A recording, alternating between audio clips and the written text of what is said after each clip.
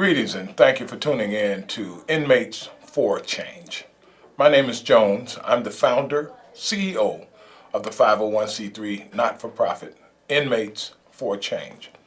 At Inmates For Change, we are breaking the bondage of destructive thinking by way of offering reentry services to formerly incarcerated individuals who have returned home recently from incarceration and those who are still in the community that have the stigma of the background of the felony conviction following them, which makes it a little more difficult for them to secure gainful employment, sometimes suitable housing, and earn a sustainable income. At Inmates For Change, we also offer a Path to Purpose curriculum, which is rehabilitative education, where we teach critical thinking skills, interpersonal interaction, self-image, relationship issues, anger management, coping. We also do spiritual connectedness, God consciousness, and we round it all out with vocational training linkage. I'd like to give you all a heads up right now. This will be one action-packed type of reading that I'm about to give you. Tonight's show is titled Pathway to Citizenship for the Formerly Incarcerated. Now, I'm going to be reading from a document that was forwarded to me by Mr. Randy Ryder. And Mr. Ryder is, let me make sure I say it properly, he's the founder, executive director of Keeping It Real Law Project. And they can be reached by Gmail. Now, I'll give that information a little later. Now, let's get started. I'm going to read the document and open up the phone lines and that type of thing. So those of you who will be interested in calling, let me give you the number right off the top. The number is 312-738-1060. And this is how the document reads. Pathway to Citizenship for the Formerly Incarcerated. I am sending you this proposal, and hopefully we can work collectively to make this a reality for the millions of returning citizens who are being denied opportunities based solely on their criminal background/record. The question of when people have completed their sentences needs to be addressed and a national standard established. I agree. When has the debt to society been paid? Does anyone know? Some convictions are several years, even decades old, and this question needs to be answered by the legislature and the judiciary. So here's the argument. The issue should be seen as a discrimination issue rather than a moral one. In the past, this issue has been addressed as a moral issue, and those efforts have been unsuccessful. The root cause of the inability to successfully reintegrate back into society for formerly incarcerated citizens are the discriminatory administrative policies and statutory laws that either limit or deny participation in the areas of employment, housing, and most importantly, education. Under the current system, regardless of how long a person has been incarcerated, it amounts to a life sentence. There is no uniform means to regain citizenship or rid oneself of the stigma associated with being labeled an ex-felon.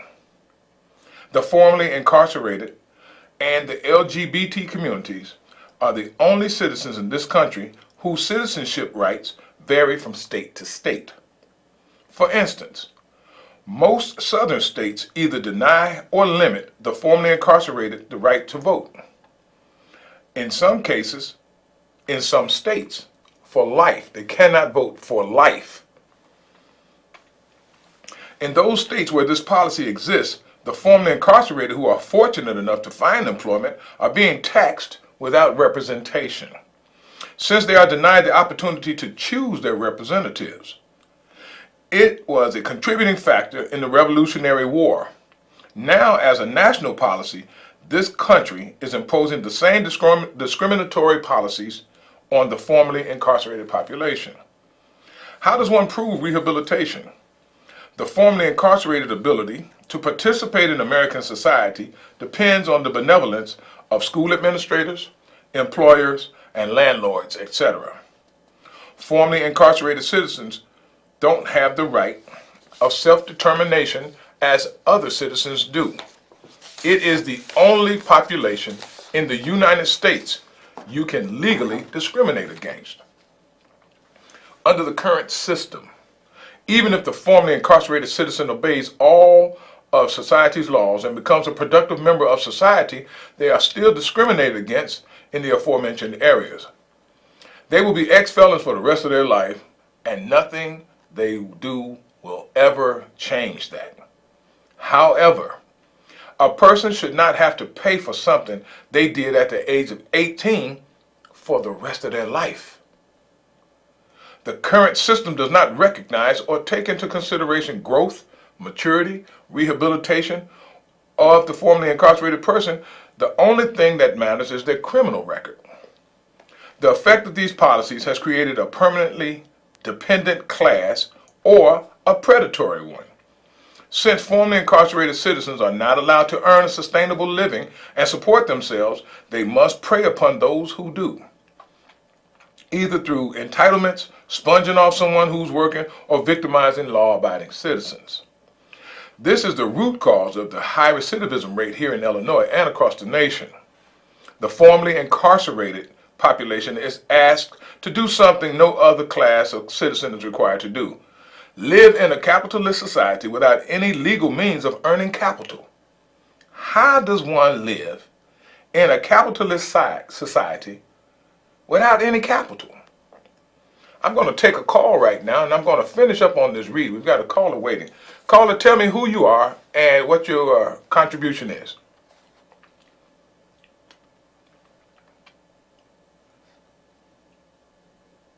Okay.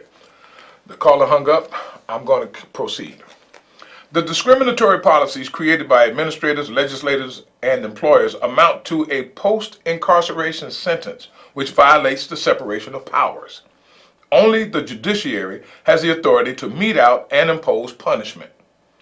Moreover, if the United States government can consider providing a pathway to citizenship to an immigrant population who they do not know what crimes may have been committed in their country of origin, they should do no less for the United States citizens.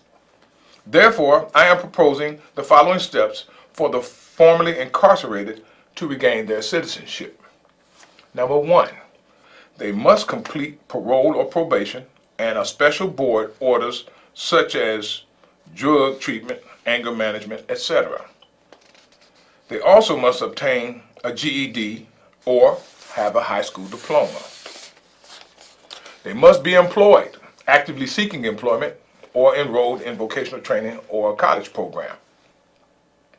Must not have any felony convictions for a period of time commensurate with the severity of the conviction, 1, 3, 5, or 7 years. And if the above steps are successfully completed, then the formerly incarcerated person shall have his or her record forever sealed unless he or she reoffends.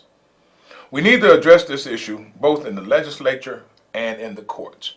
Now, so far, that's about 3/4 of the document. That's another part here for the benefits of the proposal, which I'll get into. Right now, I believe I do have a caller on the line. And caller, tell me who you are and what your contribution is, please. Yes, I'm calling with regard to addressing the issue. Okay, tell me your name. Who are you? Okay, I think we were experiencing, again, technical difficulties. Maybe I can get my caller back. Come on, caller, tell me who you are and what your contribution is. Yes, sir, Mr. Jones. This is Ray. Hey, Ray, how you doing? Oh, fine. And you? I'm good. What's up? Okay. You know, what gets me, like, my brother always got in trouble, and he served some time. But when he came out, I had a friend who owned a painting company, painting houses and stuff, and he gave my brother a job. Now my brother paints for himself. He has a little company, he makes a little bit of money, and he's happy. But he had somebody to help him. You need some help from somebody. Somebody's friend, or mom, or dad, or cousin, or whatever. I agree. But everybody needs some help. And if they get that little bit of help, believe me, that little bit of help will work. I got you. Thanks, Ray. I sure appreciate the comment, and I'm going to piggyback on the back of that. When I mentioned earlier in the reading, we have the benevolence of friends and some employers and landlords that are offering some type of assistance for a convicted felon to come into community and become part of the fabric of society. And that's fine. And that's what the caller was just expressing. His cousin or brother, I didn't catch the front part of what he was saying. The individual came home from incarceration and he got a chance to prove himself, and now he's working and he's stable. And that's what we're talking about here, the pathway to citizenship. I'm looking in my booth because I'm checking to see if I have another caller. I just got the signal, no, I do not. So let me take a moment right now and give you an opportunity, if you will, to contact us at Inmates for Change. We're Inmates for Change at 773-746-3075. Now that phone is open from 9:30 a.m. until 3 p.m. Monday through Friday. Please leave a voicemail message, a clear number that we can reach you back, and the best time to call you. The website is the wix.com/inmatesforchange.org. And of course, we accept email at inmatesforchange@gmail.com. Those of you who are interested in calling in, 312-738-1060. That's 312-738-1060. Let me take a minute and finish up on the benefits of the proposal, and then we can get back into the meat of the conversation. Well, what this proposal does is empower the formerly incarcerated citizen with the ability to determine their own destiny. It provides the formerly incarcerated with the incentive, to conform their behavior to society's standards, which will increase public safety. I believe that. It will reduce recidivism by allowing the formerly incarcerated citizen the right to legally earn a living unencumbered by their background. This proposal, if enacted, will provide a way for society to measure the formerly incarcerated citizens' rehabilitation and should compel the legislature and judiciary to address the question of when a formerly incarcerated citizen has served his or her sentence. Now, as we're moving towards the end of this piece, the cost associated with implementation of this proposal is minimal. I've got a tied tongue today for some reason. As it is based on the behavior of the formerly incarcerated citizen, which is already monitored by parole or probation officers. By allowing an able-bodied formerly incarcerated citizen to earn a living free from the stigma of their criminal background will generate much-needed tax revenue and reduce the need for government assistance, thereby cutting entitlements or government dependency. The way to cut entitlements is to cut the need. And finally on that piece, it will take the responsibility of the formerly incarcerated person's quality of life off of society and place the responsibility squarely on the formerly incarcerated person where it belongs. Now, in closing, in this article that Mr. Randy Ryder sent to me, he tells the story of, lastly, the story about a friend of mine's father, Mr. Lee, is proof positive of the absurdity of the current system.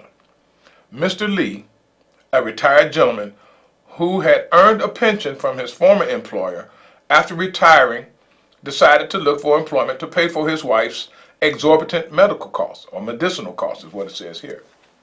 He applied to a bus company and was denied employment because of a conviction he had in the 1950s for possession of a pocket knife. He was 72 years old at the time of this incident.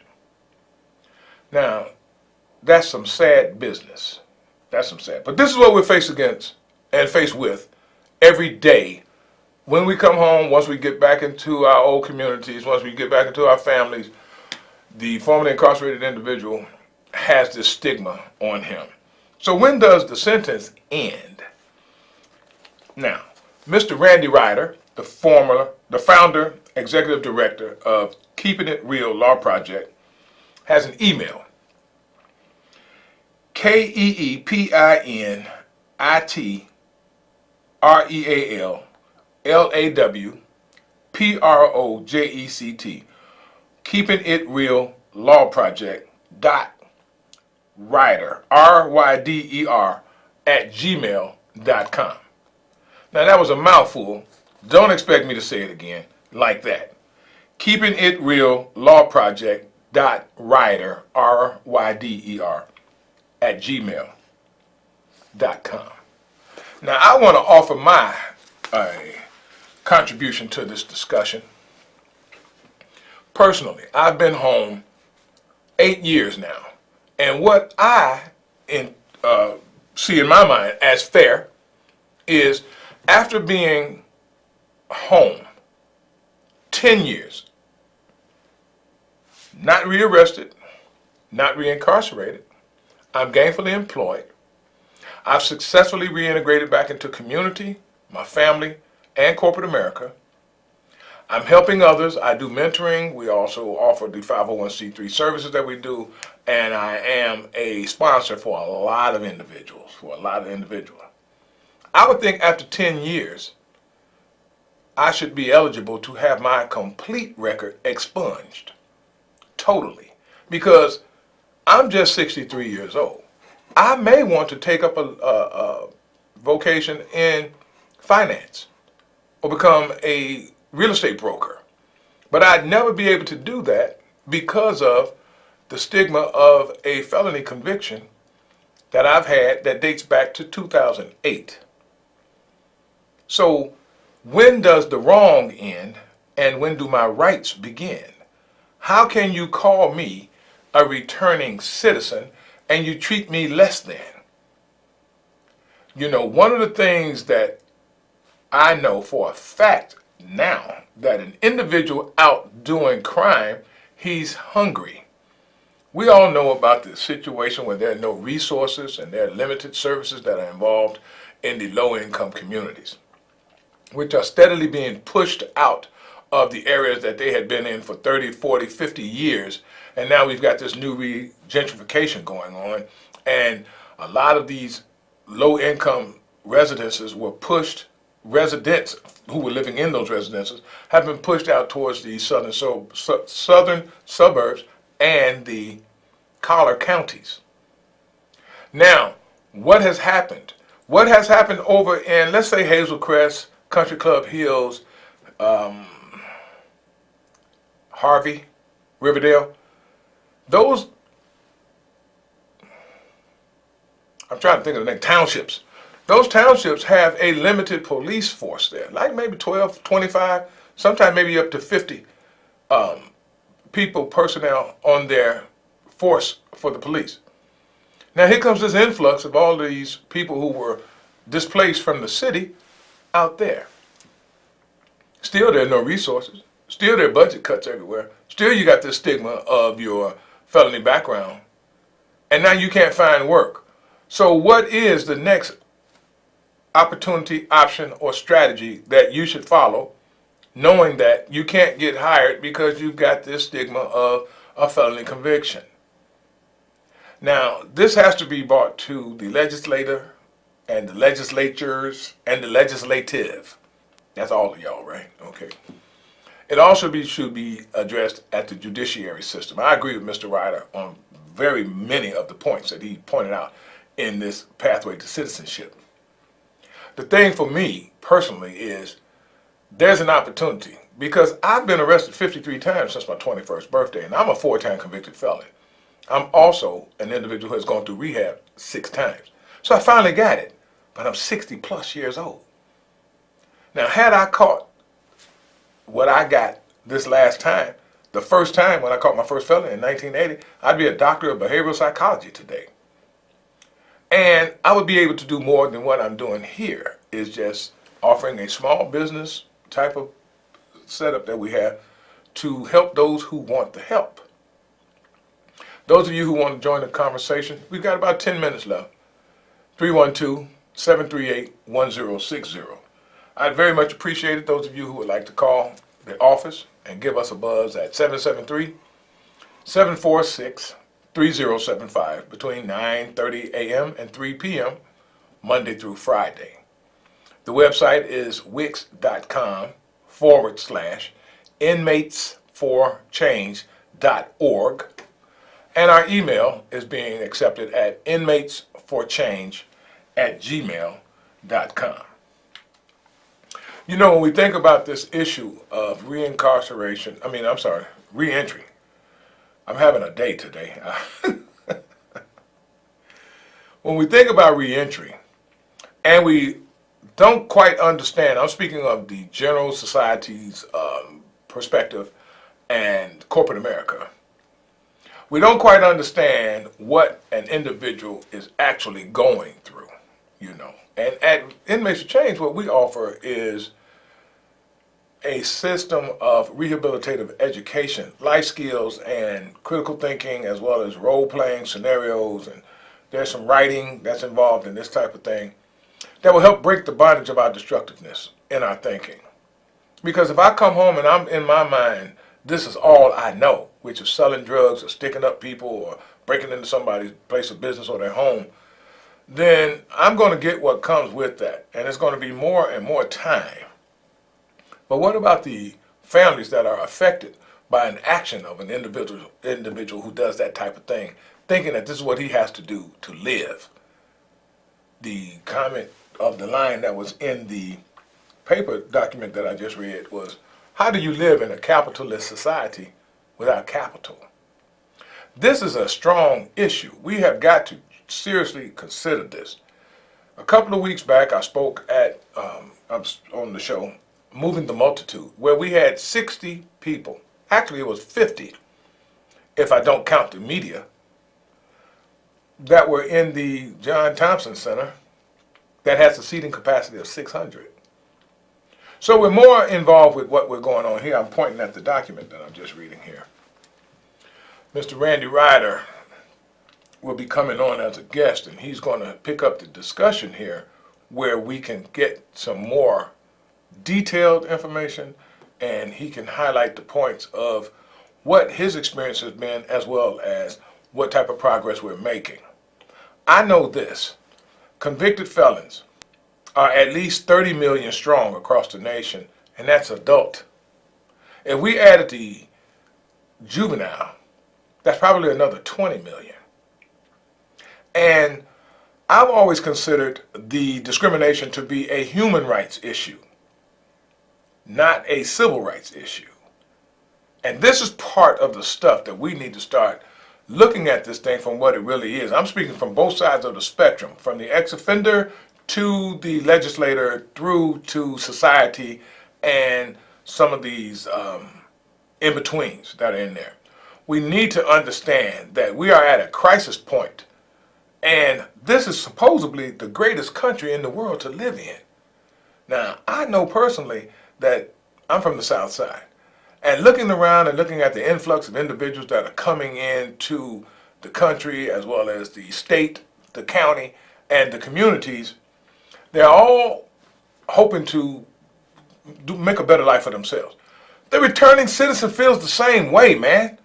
He feels the same way. He or she feels the same way. We need the opportunity. Don't tell us we can't do something. Excuse me.